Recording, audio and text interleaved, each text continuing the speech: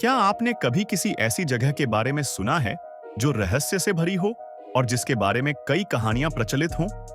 एक ऐसी जगह जो सदियों पुरानी हो लेकिन आज भी अनसुलझे सवालों से घिरी हो?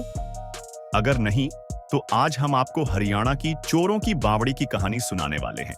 यह जगह जितनी खूबसूरत है, उतनी ही डरावनी भी। कहते हैं कि यहाँ अरबों रुपये का खजाना छिपा हुआ है और इस बावड़ी के अंदर ऐसी गुप्त सुरंगें हैं जो दिल्ली, हिसार और लाहौर तक जाती हैं। लेकिन सबसे बड़ा सवाल यह है कि इन सुरंगों का सच क्या है? क्या कोई इन सुरंगों के पार गया? और अगर गया, तो क्या वो वापस लौटा? आज हम इस रहस्यमयी बावड़ी की कहानी को विस्तार से जानेंगे। क्या यह सिर्फ एक लोक कथा है या इसके पीछे कोई सच्चाई भी है?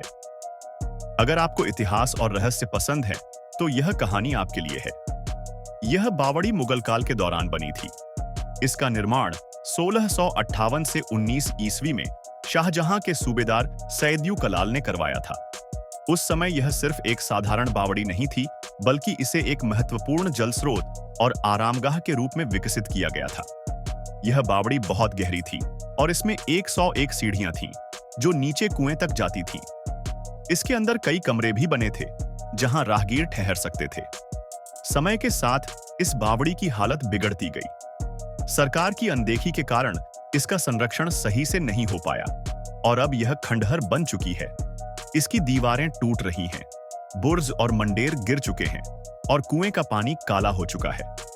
बावड़ी से जुड़ी कई लोक कथाएं और कहानियां इसे और भी रहस्यमयी बना देती हैं। इस बावड़ी के बारे में सबसे ज्यादा चर्चित कहानी ज्ञानी चोर की है।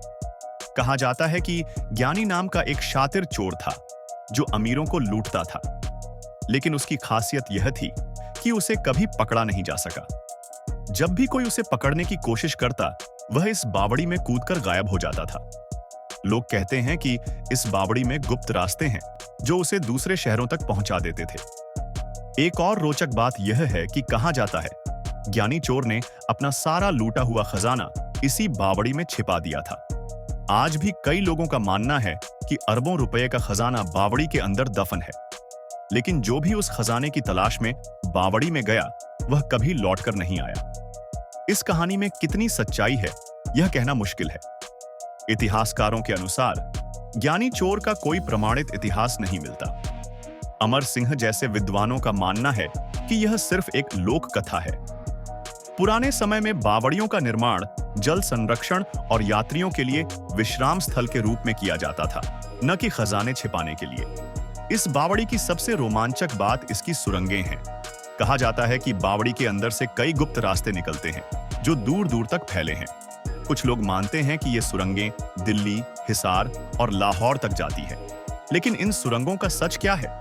क्या कोई आज तक इनका अंत खोज पाया?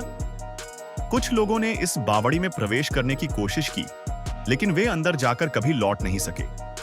यह भी कहा जाता है कि जो लोग इसमें घुसे, वे भूल भुलैया में खो गए। कुछ का मानना है कि ये सिर्फ कहानियां हैं, जबकि कुछ का कहना है कि इस बावड़ी में छुपे रहस्य अब भी अनसुलझे हैं। 1995 और 1996 की बाढ़ ने इस बावड़ी को भारी नुकसान पहुंचाया। सरकार ने इसे ठीक करने की कोशिश की, लेकिन आधा अधूरा काम छोड़ दिया गया। बावड़ी के संरक्षक श्री राम शर्मा कहते हैं कि अगर इस बावड़ी का सही से संरक्षण किया जाए, तो यह एक बड़ा ऐतिहासिक पर्यटन स्थल बन सकता है। लेकिन फिलहाल इसकी हालत बहुत खराब है और इसे संजोने की जरूरत है। तो सवाल यही उठता है कि क्या कोई इस बावड़ी के रहस्यों से पर्दा उठा पाएगा? क्या इसमें सच में कोई खजाना है या यह सिर्फ एक लोक कथा है? क्या इसकी सुरंगें सच में कहीं जाती हैं? इस कहानी के बारे में आपकी क्या राय है? क्या आपको लगता है कि इस बावड़ी के अंदर कोई छुपा हुआ खजाना हो सकता है? हमें कमेंट में जरूर बताएं।